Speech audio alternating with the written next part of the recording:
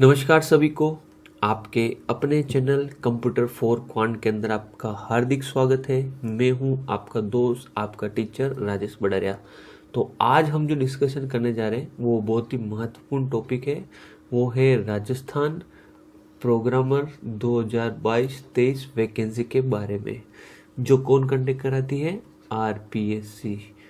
RPSC exam conduct कराती है programmer vacancy का। तो इस वीडियो के अंदर हम काफ़ी कुछ चीज़ें डिटेल के अंदर डिस्कशन करने वाले हैं, जैसे कि आपकी जो वैकेंसी है वो कब तक आएगी, तो उसकी पोस्ट कितनी आएगी, उसकी ग्रेड पे कितनी रहेगी, अगर आप लग जाते हैं तो आपको प्रोबेशन के अंदर कितनी सैलरी मिलेगी प्रोबेशन में, और फिक्सेशन के बाद कितनी सैलरी मिलेगी।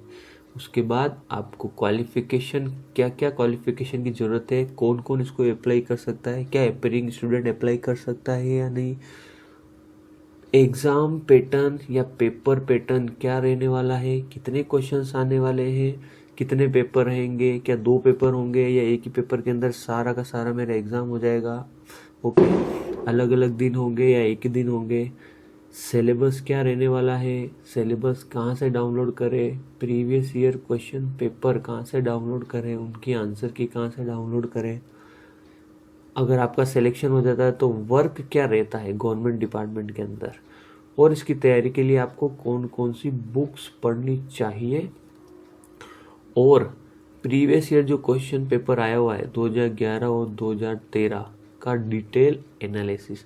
तो बहुत सारी चीज़ें हम करने वाले हैं, तो बिल्कुल भी वीडियो स्किप ना करें। और आप सभी से फिर से रिक्वेस्ट है, अगर आपको लगता है कि आपका दोस्त राजेश बड़रिया मेहनत कर रहा है और आपको इसी तरह की इन्फॉर्मेशन चाहिए, तो प्लीज़ कम से कम एक सब्सक्राइबर, आप सभी से रिक्वेस्ट है कि आप सभी से कम एक सब्सक्राइबर जरूर लेके आए। आप अपने फ्रेंड से इस चैनल को सब्सक्राइब जरूर कराएं। यहाँ पे आपको एग्ज़ाम से रिलेटेड लेटेस्ट इन्फॉर्मेशन मिलेगी। और इसी के साथ अगर मेरी प्लेलिस्ट के अंदर आप जाएंगे तो आप देखोगे कि उसके अंदर मैंने प्रोग्रामर एग्ज़ाम से related said series almost complete करा रखी है। डीबीएमएस की मेरी सीरीज़ चल रही है। कंप्यूटर नेटवर्क के भी मैंने कुछ टॉपिक्स डाल रखे हैं, और जो प्रोग्रामिंग कंसेप्ट है वो भी मैं स्टार्ट करने वाला हूँ। तो आप सभी का साथ चाहिए मुझे। चलिए बिना आपका टाइम वेस्ट किए मैं शुरू करता हूँ। और हाँ, किसी भी प्रकार की अगर कोई प्रॉब्लम हो तो कमेंट जरूर करें, बिल्कुल भी घबराए नहीं, कमेंट करें। आपके मन में कोई डाउट नहीं रहना चाहिए, ओके। तो चलिए सबसे पहला जो पॉइंट हम डिस्कस करते हैं कि कितनी वैकेंसी आ रही है। तो देखिए, मैं आपको पहले मेरे बारे में थोड़ा सा बता दूं। मेरा जो सिलेक्शन हुआ है, मैं खुद राजस्थान गवर्नमेंट के अंदर सिलेक्टेड हूँ एज अ आईए, और DOIT डिपार्टमेंट जो इस प्रोग्रामर का डिपार्टमेंट भी है, और आईए का भी है और एपी का भी है, ओके। उसके तो रिक्रूटेड हूँ। अभी मैं एक ही एपी की पोस्ट पे वर्क करता हूँ। और इसके बारे में थोड़ा बता दूं कि आईए से प्रमोट होके एपी बनते हैं, और एपी से प्रमोट होके प्रोग्रामर बनते हैं, और प्रोग्रामर से प्रमोट होके क्या बनते हैं? एसीपी बनते हैं। एसीपी ग्रेड पे रहती है 6600, प्रोग्रामर की रहती है 4800, है ना, कन्फर्म है ये। एसपी की रहती है 3600 और आईए की रहती है 2800 ग्रेड पे। तो कितनी वैकेंसी आने वाली है? तो जहाँ तक अभी एस्टिमेटेड है, आपके 141 वैकेंसी आने वाली है प्रोग्रामर एग्ज़ाम की, ओके। अराउंड 141 वैकेंसी, 141 से प्लस ही आएगी, है ना, प्रोग्रामर एग्ज़ाम की वैकेंसी। फिर नेक्स्ट चलते हैं कि वैकेंसी कब तक आएगी। तो देखिए, अभी तो आईए की वैकेंसी वेटिंग के अंदर है। दीपावली के आसपास या दीपावली से पहले जो कम ही टाइम रह गया है, आईए की वैकेंसी आ जाएगी, और उसके जस्ट बाद प्रोग्रामर की वैकेंसी आने वाली है। अब नेक्स्ट क्वेश्चन, इसका एग्ज़ाम कब तक होगा? तो आईए का जो एग्ज़ाम है वो आपके मार्च और फरवरी मार्च में हो सकता है, और उसके बाद अप्रैल या मई में आपके प्रोग्रामर का एग्ज़ाम हो सकता है, ओके। तो ये डिपेंड करता है कि आपकी वैकेंसी कब तक आएगी। चलिए, अब आपके मन में क्वेश्चन आ रहा होगा कि सर इसकी ग्रेड पे क्या रहती है? तो ग्रेड पे जैसे मैंने आपको बता ही दिया है, इसकी ग्रेड पे क्या रहती है? 4800 ग्रेड पे रहती है, और ये जो पोस्ट है वो कौन सी पोस्ट है, गेजेटेड पोस्ट है, ध्यान रखना गेजेटेड। आप किसी भी डॉक्यूमेंट को अटेस्टेड कर सकते हो, आपके पास इतनी पावर आ जाएगी इस पोस्ट के बाद, ओके। और इसके अंदर कोई इंटरव्यू नहीं होता है, डायरेक्ट रिक्रूटमेंट बेस पे एग्जाम होता है, रिटन एग्जाम होगा और आपका सिलेक्शन हो गया तो आप गेजेटेड ऑफिसर बन जाओगे, ओके। और गेजेटेड ऑफिसर की पोस्ट है। नेक्स्ट देखिए, अगर सिलेक्शन हो जाता है तो क्या सर आप मेरे को बता सकते हो कि प्रोविजन के अंदर सैलरी कितनी रहेगी और फिक्सेशन के अंदर सैलरी कितनी रहेगी। हाँ, अप्रोक्स बता देता हूँ मैं आपको कि प्रोविजन के अंदर आपकी सैलरी रहेगी 30K के आसपास, अराउंड 30,000, और आफ्टर फिक्सेशन आपको जो सैलरी मिलेगी कितनी मिलेगी, 50,000 के आसपास। बहुत ही अच्छी सैलरी है, ओके। 30,000 कम नहीं होते, नहीं 50,000 कम होते। उसके अलावा गेजेटेड ऑफिसर की पोस्ट है, RPSC प्रोग्रामर एग्जाम। देखिए मैं सारी चीज़ें आपको डिटेल में बताने की कोशिश कर रहा हूँ। इसके अलावा भी आपके मन में कोई डाउट रहता है तो कमेंट जरूर करें, क्योंकि स्टूडेंट के बहुत सारे डाउट फिर तो भी रह जाते हैं, हम डिटेल में बताने की कोशिश करते हैं। तो आपका अपना चैनल है कंप्यूटर फॉर क्वांट, मैं खुद गवर्नमेंट जॉब में सिलेक्टेड हूँ, तो आप मेरे को किसी भी तरह का क्वेश्चन पूछ सकते हैं एग्जाम से रिलेटेड। नेक्स्ट हो जाएगी कि सर क्या मैं इस वैकेंसी के अंदर एलिजिबल हूँ या नहीं, मतलब क्वालिफिकेशन क्या क्या होने वाली है इस एग्ज़ाम के अंदर। क्या बेसिक कंप्यूटर इंस्ट्रक्टर के अंदर, सीनियर कंप्यूटर इंस्ट्रक्टर के अंदर, आईए एग्ज़ाम के अंदर जो क्वालिफिकेशन थी वही क्वालिफिकेशन इसके अंदर भी रहेगी, या इसके अंदर कोई अलग क्वालिफिकेशन की ज़रूरत है। तो देखिए क्वालिफिकेशन पॉइंट ऑफ व्यू के अंदर अगर आपने BE कर रखा है, BTech कर रखा है तो आप इसके अंदर एलिजिबल हो, या आपने MSc कर रखा है किस ब्रांच से, अगर आपके पास CS है, IT है या EC है। ध्यान रखना CS IT वाले तो अलाउ है, पर इलेक्ट्रॉनिक्स वाले भी अलाउ है इस एग्ज़ाम के अंदर। BE कर रखा है, BTech कर रखा है, आपने MSc कर रखा है तो आप अलाउ है। अगर आपने MCA कर रखा है तो भी आप अलाउ है। अगर आपने MTech कर रखा है किसके अंदर, वापस CS IT या इसी के अंदर, तो भी आप अलाउ है। और हाँ, अगर आपने MBA कर रखा है किस ब्रांच के अंदर, IT के अंदर, ध्यान रखना MBA के अंदर भी IT होती है, तो भी आप अलाउ है। तो ये सारी क्वालिफिकेशन है। अगर आप ये एलिजिबल इन क्वालिफिकेशन के अकॉर्डिंग तो आप फॉर्म भर सकते हैं। सर मैं तो अपीयरिंग हूँ, क्या मैं फॉर्म भर सकता हूँ? तो देखिए आप अपीयरिंग है, चाहे आप मास्टर्स के अंदर अपीयरिंग है या ग्रेजुएशन के अंदर अपीयरिंग है, आप फॉर्म जरूर भरिए। इसके अंदर क्या होता है, रिजल्ट डिक्लेयर होने तक आपकी डिग्री कंप्लीट होनी चाहिए, ओके। बाकी तो गवर्नमेंट जैसे रिलैक्सेशन देती है उसके ऊपर डिपेंड करता है। रिजल्ट डिक्लेयर होने तक आपकी डिग्री कंप्लीट होनी चाहिए, तो अपीयरिंग वाले जरूर इस फॉर्म को फिल करें। नेक्स्ट आप अब देखिए हम क्या देखेंगे कि भाई पेपर पैटर्न किस तरीके से रहने वाला है, कि क्या एक पेपर होगा या दो पेपर होगा। तो दो, जैसा कि मैं आपको बता देता हूँ, ये एग्ज़ाम 2011 के अंदर हुआ है और 2013 के अंदर हुआ है। तो पेपर पैटर्न कुछ इस तरीके से आया, दो पेपर होंगे, फर्स्ट पेपर और सेकंड पेपर। जो फर्स्ट पेपर होगा वो आपका होगा 2 आवर का, और सेकंड पेपर भी होगा आपका कितनी देर का, 2 आवर का। फर्स्ट पेपर के अंदर लगभग 120 क्वेश्चन आएंगे और मार्क्स कितने होंगे, 100। सेकेंड पेपर के अंदर भी 120 क्वेश्चन आएंगे और कितने मार्क्स का होगा, 100 मार्क्स का होगा। ये ध्यान रखना। पेपर फर्स्ट पेपर सेकंड दोनों इंडिविजुअल पेपर होंगे। पेपर फर्स्ट में 120 क्वेश्चन आएंगे और वही क्वेश्चन उसी तरह के 120 क्वेश्चन पेपर सेकंड के अंदर आएंगे। 100 नंबर का वेटेज है और दोनों 2-2 घंटों के होंगे। क्या सर पेपर एक ही दिन होगा, अलग अलग दिन होगा? अभी तक तो जो पेपर हुए वो एक ही दिन हुए और बहुत चांस है कि पेपर सेम डे के अंदर ही होंगे, ओके। जो पेपर है आपके दोनों सेम डे के अंदर ही होंगे। फिर इसका सिलेबस क्या क्या है तो देखिए डिटेल में भी बता देता हूँ। उससे पहले मैं आपको ओवरव्यू बता देता हूँ। जो फर्स्ट पेपर के अंदर जो 120 क्वेश्चन है उसके अंदर से जो 20 क्वेश्चन है वो आपका नॉन टेक्निकल पार्ट है, और बाकी के जो 100 क्वेश्चन है वो आपका कौन सा पार्ट है, टेक्निकल पार्ट। जबकि पेपर सेकंड के अंदर आपके पूरे के पूरे 120 क्वेश्चन क्या है, टेक्निकल पार्ट है। सर नॉन टेक्निकल पार्ट का मतलब क्या है, क्या क्या सब्जेक्ट बता रहे हो आप? तो इसके अंदर आपके आती है रीजनिंग, जीके, न्यूमेरिकल एबिलिटी। ये तीनों जो सब्जेक्ट है वो आपके कितने नंबर के आते हैं? सॉरी 20 क्वेश्चन आते हैं। कितने क्वेश्चन आते हैं इसके ऊपर से? आपके 20 क्वेश्चन आते हैं, और बाकी जो बचे हुए 100 क्वेश्चन वो सारे के सारे आपके टेक्निकल आएंगे। तो चलिए अब हम टेक्निकल की बात कर लेते हैं। तो देखिए पेपर फर्स्ट के अंदर टेक्निकल पार्ट के अंदर आपके जो सब्जेक्ट आएगी वो कौन कौन से आएगी? एक तो DBMS, और दूसरी सब्जेक्ट कौन सी आएगी आपके? Computer network. वहीं अगर पेपर सेकंड के अंदर बात करें तो फर्स्ट जो सब्जेक्ट आपके आएगी वो क्या आएगी? System analysis and design. और जो सेकंड सब्जेक्ट है वो कौन सी आएगी आपके? Programming concept. Programming concept, okay.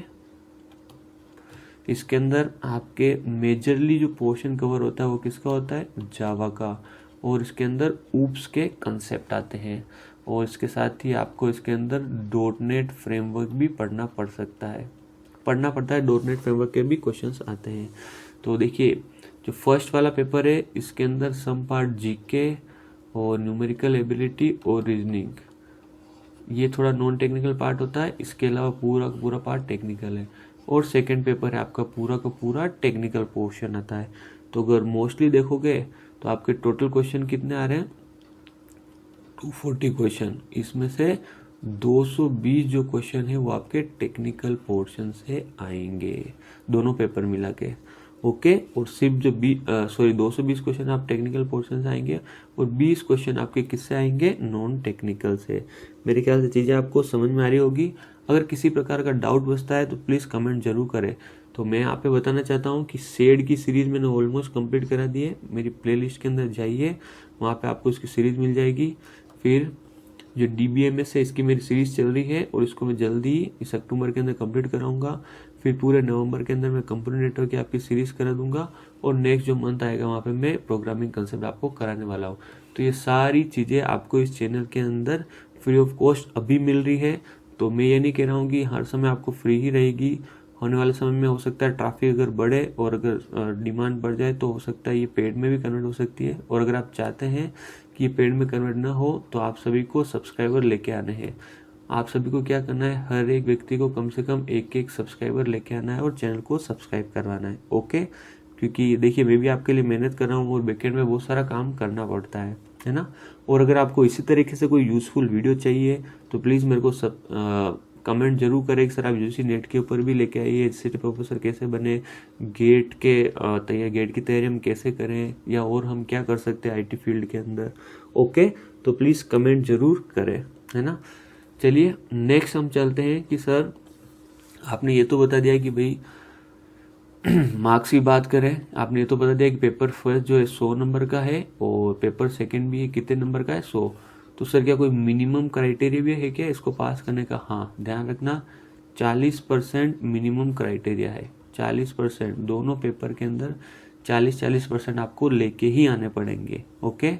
अगर आप कैटेगरी से है तो वहाँ पे आपका जो क्राइटेरिया 35 से 36% रहता है ना, 35 से 36%। अगर आप SC ST से बिलोंग करते हैं तो आपको 35 से 36% लाने होते हैं, और अगर बाकी जो कैटेगरी है उनको कम से कम 40% लेके आने हैं दोनों पेपर्स के अंदर, ओके। तो चलिए देखिए नेक्स्ट अब हम चलते हैं। अब हम क्या करते हैं? डिटेल सिलेबस के अंदर डिस्कशन करते हैं। डिटेल सिलेबस क्या क्या है? तो इसके लिए आप अपने ब्राउज़र में जाइए और वहाँ पे टाइप किए rpsc.rajasthan.gov.in। ये अगर टाइप करेंगे URL तो ये वाली वेबसाइट आपके पास खुल के आ जाएगी। और मेरे ख्याल से आपको सभी को सिलेबस डाउनलोड करना आता होगा, नहीं करना आता तो यहाँ क्लिक कीजिए कैंडिडेट इन्फॉर्मेशन के ऊपर, और यहाँ पे सिलेबस के ऊपर क्लिक कर दीजिए। जैसे ही सिलेबस के ऊपर आप क्लिक करोगे आपके पास एक दूसरी टैब खुल के आ जाएगी। वहाँ पे आप जाइए और यहाँ पे आप सेलेक्ट कीजिए प्रोग्रामर वैकेंसी, है ना।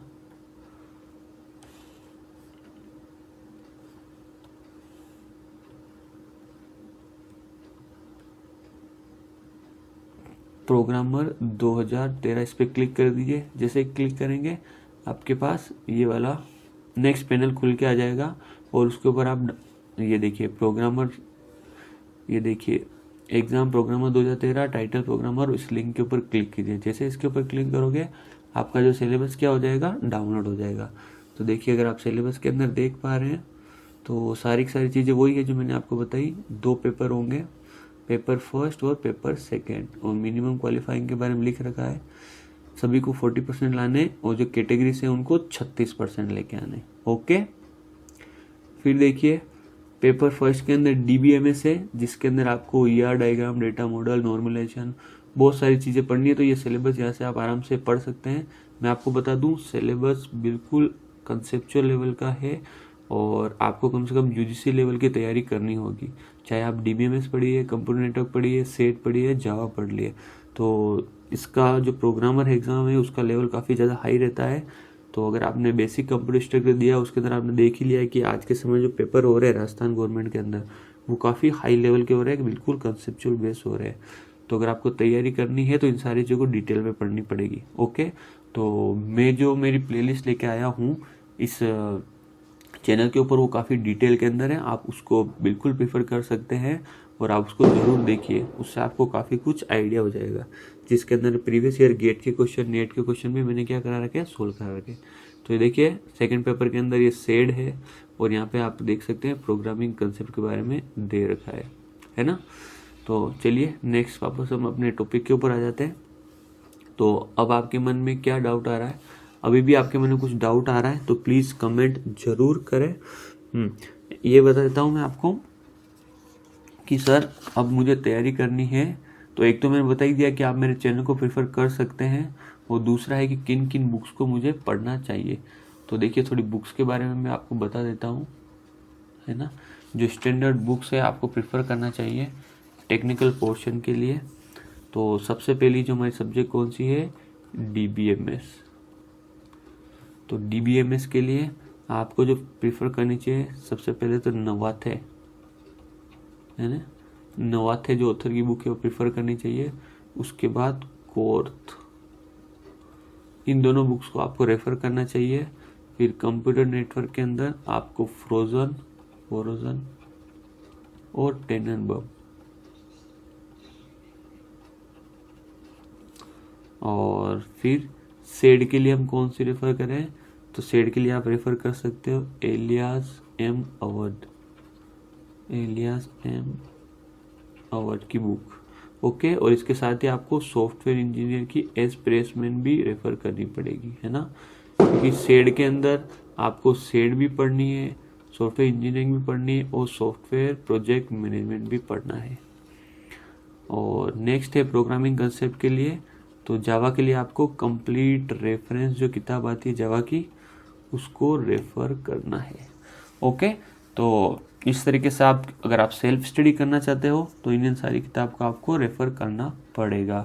और बाकी मैं प्लेलिस्ट के अंदर आपको चीज़ें बता ही रहा हूँ, और अगर आपको लगता है कि हाँ सर अच्छा पढ़ा रहे हैं तो सर को खुद का कोर्स लाना चाहिए या टेस्ट सीरीज लानी चाहिए, तो प्लीज़ मेरे को मैसेज कमेंट करें, मैं पूरी कोशिश करूँगा उसको लाने की।